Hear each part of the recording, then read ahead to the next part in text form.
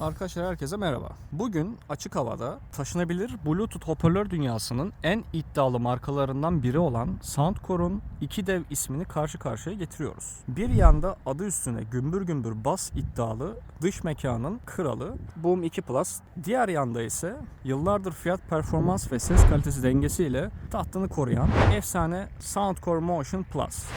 Bu iki hoparlörü yan yana koyduğunuzda farkı hemen anlıyorsunuz doğal olarak. Tasarım felsefeleri tamamen farklı. Boom 2 Plus modelinde agresif, güçlü, parti odaklı bir yapı görüyoruz. Motion Plus'ta ise klasik, şık, ev ofis tarafında kullanılabilecek bir yapıyı görüyoruz. Taşınabilirlik açısından görebileceğiniz üzere büyük ve ağır bir tasarım görüyorsunuz. Sabit sapı ve omuz askısı var. Aslında ağır diyemeyiz. Yani ağırlığı yine de taşınabilirlik açısından iyi. Yani JBL 2 veya 3 gibi değil tabii ki de ağırlık olarak. Bu daha hafif. Ama yine de tabii ki yan yana kıyasladığımızda bu canavarımız daha ağır. Ama diğer küçük canavarımıza baktığımızda kompakt ve daha hafif, çantaya kolayca girer. Bakın boyutunu görüyorsunuz. Malzeme olarak sert plastik, darbeye dayanıklı bir ızgaramız var. Ayrıca dışı da sert plastikten yapılma. Radyatörleri de görebiliyoruz. O da aynı sert plastik. Diğer tarafa baktığımızda metal ızgarası mevcut ve kauçuk kaplama. Görebileceğiniz üzere izleri vesairesi de var. Bu bayağı bir benim sıkıntımı çekti. Yerlere düştü, kafama düştü, asfaltı düştü. Sadece böyle bir ufak çizik var. Onun haricinde hiçbir hasar vesaire görmedi. Benim can dostum tabii ki de soldaki. Onun haricinde Boom 2 Plus modeline geçtiğimizde dinamik RGB ışıklar var. Görebileceğiniz üzere. Diğer tarafa baktığımızda ise ekstra 15 derece yukarı açılı tasarım mevcut ses iletimi için. Yani özetle aslında Boom 2 Plus tam bir dış mekan canavarı. Dahili taşıma sapı ve kutudan çıkan omuz askısı onun beni her yere götür dediğinin kanıtı. Yan kısımlardaki pasif radyatörlerde bulunan RGB ışıklar müziğin ritmine göre değişerek tam bir parti atmosferi yaratıyor. Diğer tarafa baktığımızda ise Motion Plus'ta daha mütevazi ama premium hissettiren bir tasarıma sahip. 15 derecelik yukarı açılı duruşu sesi doğrudan kulak hizasına iletmek için tasarlanmış. Masanızda veya salonunuzda çok şık durur. Ayrıca cidden güçlü bir cihaz. Daha da teknik detaylara inecek olursak toplam güç RMS olarak Soundcore Boom 2 Plus standart olarak 100 Watt verebiliyor. Ama Bass 2.0 yani Bass Up 2.0 ile bu gücünü 140 Watt'a kadar çıkartabiliyor. Motion Plus'ta ise 30 Watt bir RMS var. Yani Boom 2 Plus ses şiddeti ve bas gücünde ezici bir üstünlüğe sahip doğal olarak, hem boyutu olarak hem de watt olarak. Sürücü yapısı ise 2 Plus'ta 2+2 stereo mevcut. Yani 2x 50 Watt woofer, 2x'te 20 Watt'lık tweeter'lar mevcut. Motion Plus'ta ise yine 2+2 aslında bir setup'ımız var.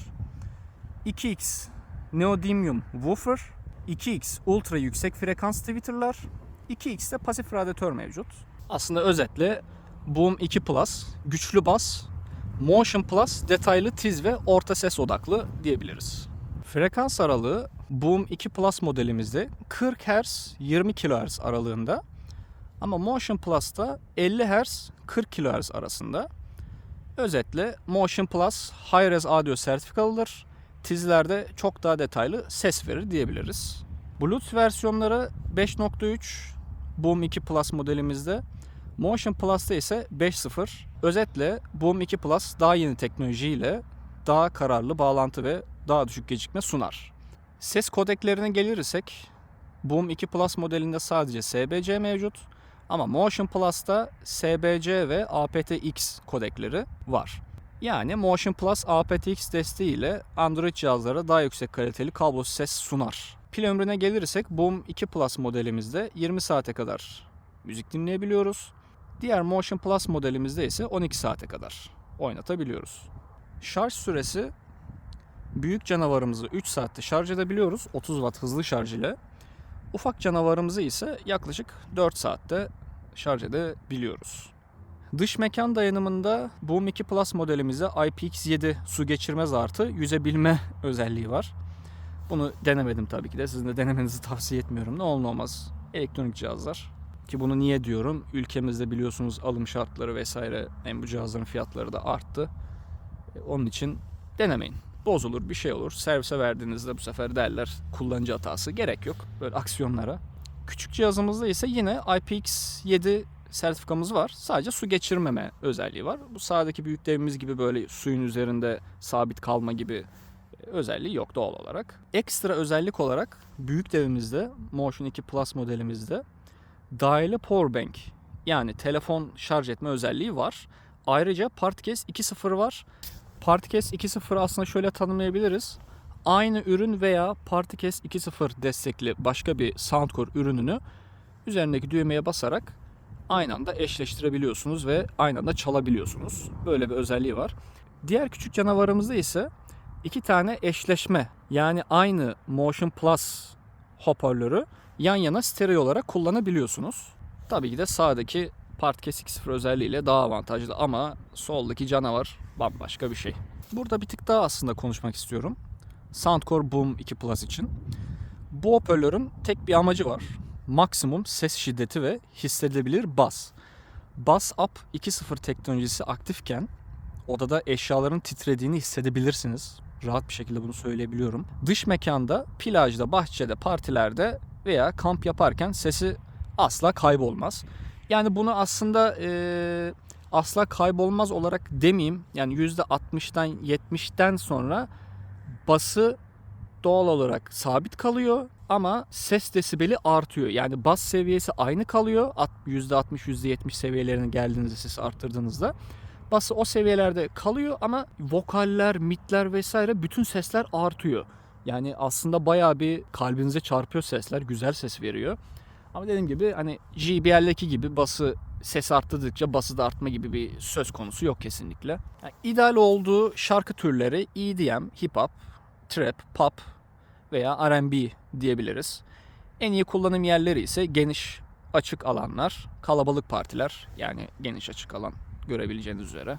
Diğer küçük devimize gelirsek Motion Plus'a, detay ve netliğin efsanesi diyebiliriz rahatlıkla. Bu hoparlör odyofillere, ses tutkunlarına göz kırpıyor. 40 kHz'e kadar çıkan frekans aralığı ve aptX desteği sayesinde müzikteki enstrümanları tek tek seçebilirsiniz. Vokaller pürüzsüz, tizler ise kristal netliğindedir. Basları vardır ancak Boom 2 Plus gibi sarsıcı değildir. Daha dengelidir. İdeal olduğu türler caz, klasik müzik, akustik, rock, vokal odaklı müzik diyebiliriz. En iyi kullanım yerleri ev, ofis, küçük odalar gibi diyebiliriz. Aslında açık alanda da kullanabilir ama sağdaki açık alanın efsanesidir bana göre. Şimdi direkt testimize geçelim. Arkadaşlar öncelik olarak bir hem copyright, yani telif yemeden bir şarkı açmak istedim. Powerful Instrumental Rock Music diye bir, şöyle ekranda görebileceğiniz üzere bir şarkı açacağım. Önce Motion Plus, yani küçük devden başlayacağız. Küçük canavardan başlayacağız. Sonra sağdaki büyük devden Motion 2 Plus'tan devam edeceğiz.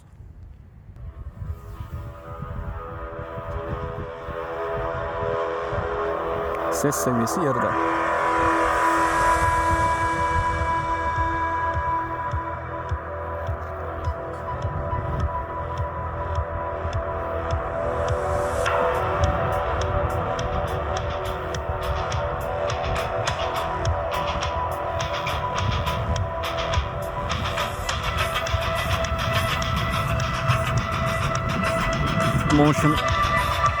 Motion 2 Plus'a geçiyorum.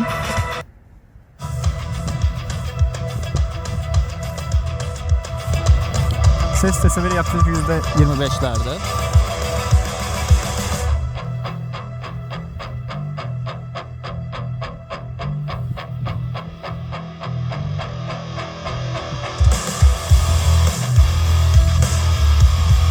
Motion Plus.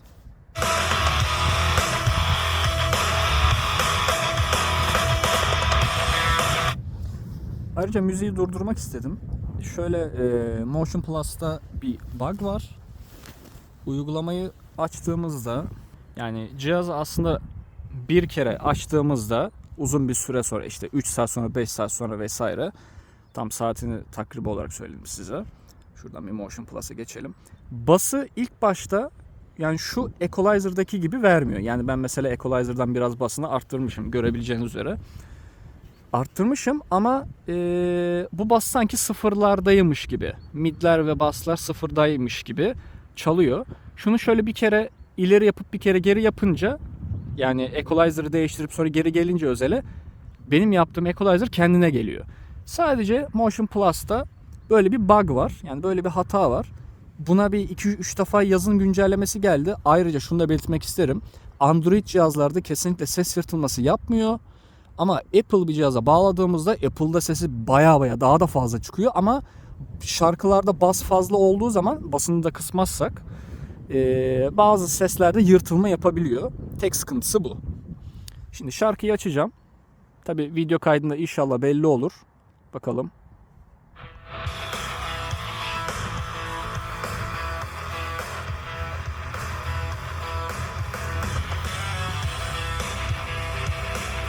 Yani ben buradan duyabiliyorum tabii ki de basları, yani dip basları bir tık daha arttı.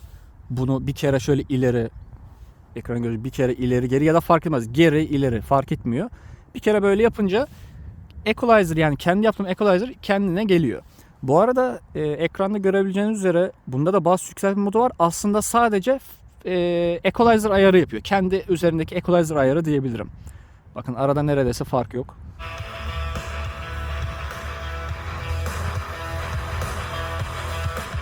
Yani hiçbir şekilde seste farklılık yok. Sadece bu Equalizer. Ama diğer canavara geçtiğimizde, ona hemen şuradan geçelim. Hemen şuradan Boom 2'ye geçelim. Sesi de açalım. Bakın bunun kendi özel teknolojisi, dediğim gibi Bass-Up 2.0 teknolojisi var. Bunda hatta şöyle yakınlaştıracağım.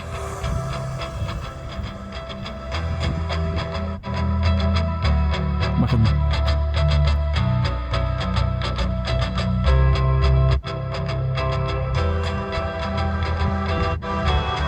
Derin basslarda bile fark. Bir tık daha sesini arttıracağım.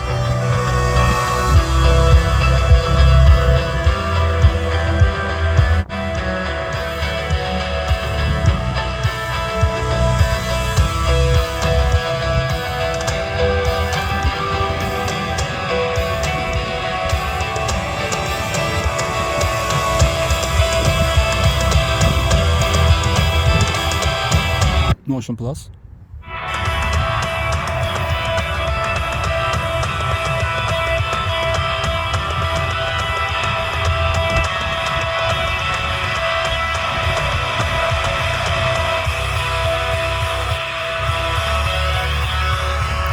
Aynı Equalizer ayarları. Bu Equalizer'da devam edeceğim.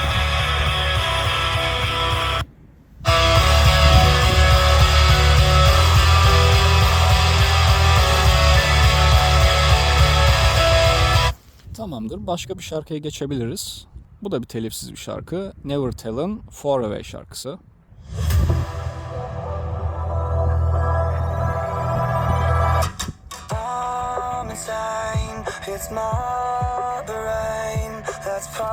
Ses %30'da.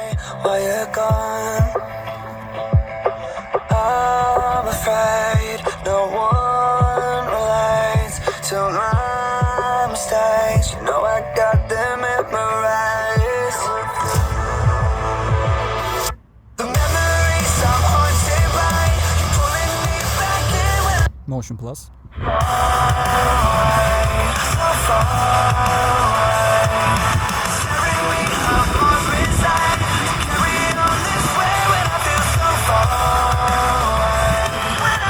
Boom 2 Plus.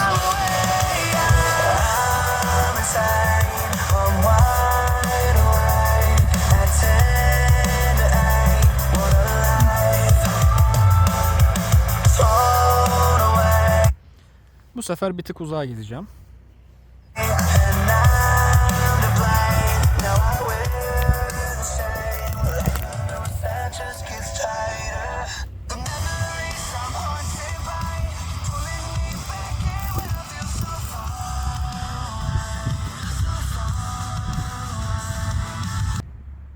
Arkadaşlar yaklaşık 20 metre 20-25 metre geriye geldim. Bu sefer bu mesafeden test edelim bakalım. Boom 2 Plus.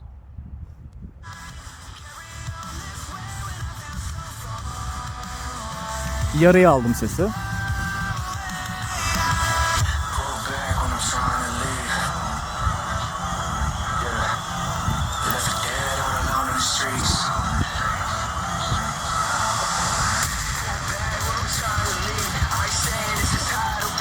Motion Plus.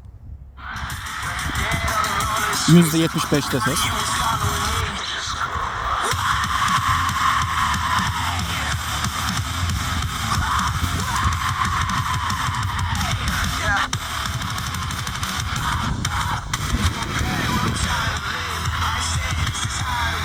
Boom 2 Plus.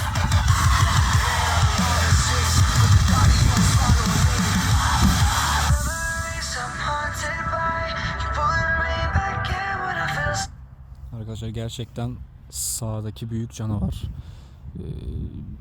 Yani tam bir dış mekan canavarı diyebilirim rahat rahat.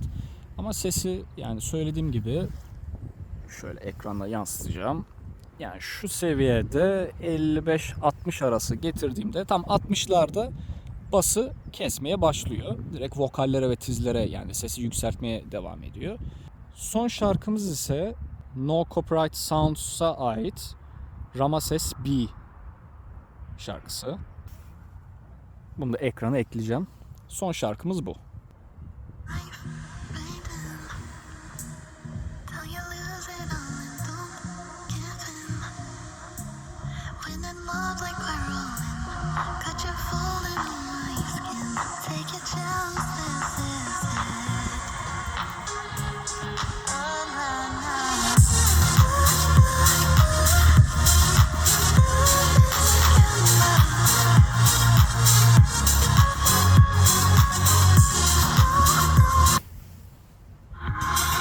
Motion Plus.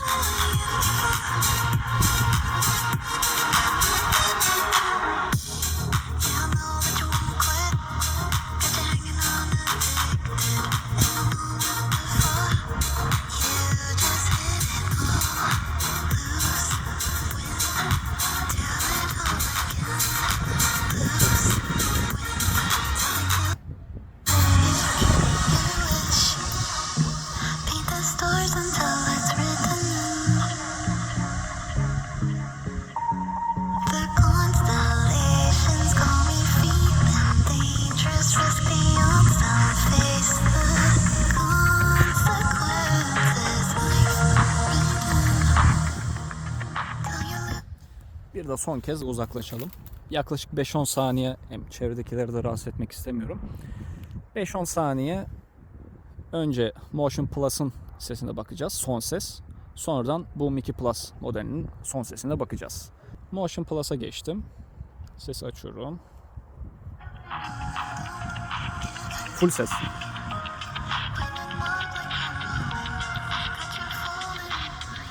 Yani ses inanılmaz temiz geliyor Motion Plus'ta.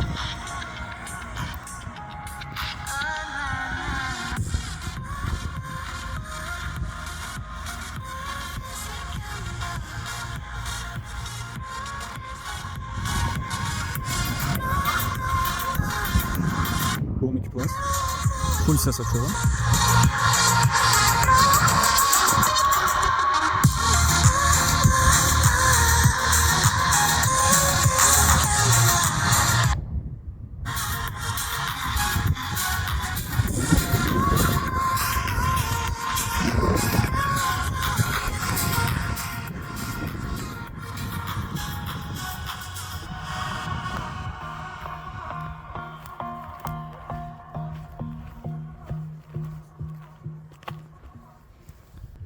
Arkadaşlar bu soldaki çok değişik, inanılmaz bir cihaz. Yani dinlemeden, duymadan Yani yanınızda olmadan bu cihazın güzelliğini bilemezsiniz. Bu cihazın nasıl bir ses çıkardığını duymanız şart.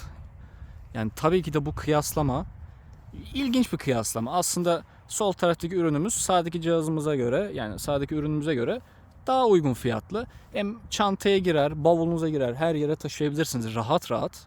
Dediğim gibi ufak bir çantanız varsa, sırt çantanız varsa çantanızı götürüyorsunuz.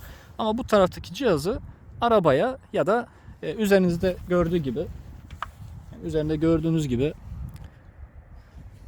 taşıma ipiyle taşıyabilirsiniz, götürebilirsiniz. Yani ikisi farklı kulvarlarda yarışacak cihazlar. Dediğim gibi ofis ev türü yerlerde kullanabilirken bu Motion Plus cihazımız. Ama Boom 2 Plus'ımız da dış ortam için kullanılan bir cihaz. Aslında ikisini de kullanabiliyorsunuz. Dediğim gibi, yani demek istediğim aslında bas tutkunuysanız etraftakileri, yani şimdi yasaya bağlamak istemiyorum bu olayı, biliyorsunuz arabalar sistemi yasaklar falan. Yani insanların dikkatini bir tık daha çekmek istiyorsanız bas olarak hem de güç olarak hem de yanlardaki gördüğünüz gibi ışıklardan da cazibe yaratmak isterseniz Boom 2 Plus cihazı aslında size göre. Ama benim o tür taraflarda bezim yok. Hem sesler, vokaller temiz olsun. Ufak da olsa da bas da olsun derseniz soldaki Hi-Fi cihazını görebiliyorsunuz zaten. Bu arada bu cihaz, dediğim gibi soldaki Motion Plus cihazım benim yazın kafama düştü. Yani asfalta düştü. E5'te, İstanbul'da E5'te yola düştü. Bayağı bir yuvarlandı. Ona rağmen sadece dış yüzeyinde bir ufak bir deforme var. Hani yaklaşık 4 yıl olacak. 4 yıldır kullanıyorum. Bana mısın demedi. Şarjı da ilk günkü gibi gidiyor. Ama dediğim gibi yazılımda ufak tefek bug'lar var. Yazılımdaki ufak tefek bug'lar olmasa, yani cihazı ilk açtığınızda, bu arada aradan 2-3 saat ya da 4 saat geçmesi lazım dediğim gibi. Onun belli bir saati var. Ben de çözemedim. O saatten sonra cihazı ilk açtığınızda o equalizer ayarını bir sol yapıp bir sağ yapmanız gerekiyor. Yani bir geri bir ileri yapmanız gerekiyor. Onun haricinde başka bir sorunu kalmıyor. Pili de aslında iyi gidiyor ama son seslere yakın dinlediğinizde yaklaşık 5 saatin sonunda bunun pili azalmaya başlıyor zaten. Uyarı vermeye başlıyor. Onun haricinde kısık seslerde falan dinlerseniz bu sizi rahat rahat 2 gün götürüyor. Ama sağdaki cihaz hem pili büyük, boyutu da büyük. Rahat bunu şarja takmadan %30, %40 seviyelerde, %40 ses seviyelerinde ve bus up özelliği açıkken, ayrıca RGB ışıkları da açıkken rahat bir hafta kullanıyorum. Rahat. Yani günde aslında kaç saat diyebilirim? 3-4 saat müzik dinliyoruz. 3-4 saat boyunca. Maksimum ses seviyesini 60 falan yapmışızdır. O da bazı müziklerde. Onun haricinde dediğim gibi rahat bir hafta yetiyor. Rahat rahat. Hatta bir haftayı bile geçiyor. Ama ben soldaki küçük canavarımı tavsiye ediyorum. Tabii ki bunun muadilleri var. Yani JBL Flip serileri var. Ama Flip serisi alacağınızda, çünkü Flip'lerde bundaki gibi bas verme kabiliyeti yok. Sadece yüksek ses veriyor o cihaz. Hani kulak tırmalıyor demeyeyim ama onun yerine onun bir tık üst modeli. Onu almanızı tavsiye ederim. Yani aslında Charge serilerini almanızı tavsiye ederim. Bir tık büyüğü. Hem tizleri iyi, vokalleri iyi, basları da iyi. Doğal olarak boyutu da arttığı için. Hem bası da iyi olduğundan dolayı hem boyutu da hemen hemen buna yakın ki o dediğim JBL versiyonu bundan bir tık daha büyük oluyor. Hem biraz daha kaba duruyor, oval şeklinde vesaire. Ama onu almanızı tavsiye ederim. Onu alın, kesinlikle Flip almayın. Flip alacaksanız da iptal edin, gidin bu cihazı alın. Çünkü hakikaten hi-fi kalitesinde ses verebiliyor size. O hissiyatı veriyor size. Bu arada demin şunu fark ettim. Seste, müzikte distorsiyon gibi bir şey fark ettim soldaki cihazda. Android cihazlar dediğim gibi kesinlikle yapmıyor ama şu an hava hafif rüzgarlı. Ağaçlardan da fark edebiliyorsunuz. Hafif rüzgarlı olduğu için rüzgar estiğinde seste ufak bir bozulma gibi bir şey hissettim. Aslında seste bozulma yok. Kaç defa bu müzikleri denedim zaten ben evde. Öyle bir şey kesinlikle yok. Dışarıda olduğum için böyle rüzgardan dolayı. Yani rüzgar mı giriyor artık kanalına bilmiyorum. O siz izleyicilere bırakıyorum o yorumunuzu. Onun haricinde sağdakinin hoparlörü büyük olduğu için onun sesi bize direkt geldi, net geldi. Hiç bozulma vesaire olmadı. Çünkü bunun hoparlörü dediğim gibi ufak. ufak tefek rüzgar estiğinden dolayı da öyle bir efekt verdi bize. Öyle bir vibe aldım ben de çünkü. Onu da size söylemek istedim. Onun haricinde yorumlarınızı mutlaka bekliyorum. Ya da benim eklememi istediğiniz ya da başka bir özelliğini çekmemi istediğiniz bir video olur ise mutlaka yorumlarda belirtin. İzlediğiniz için teşekkür ederim. Kendinize iyi bakın.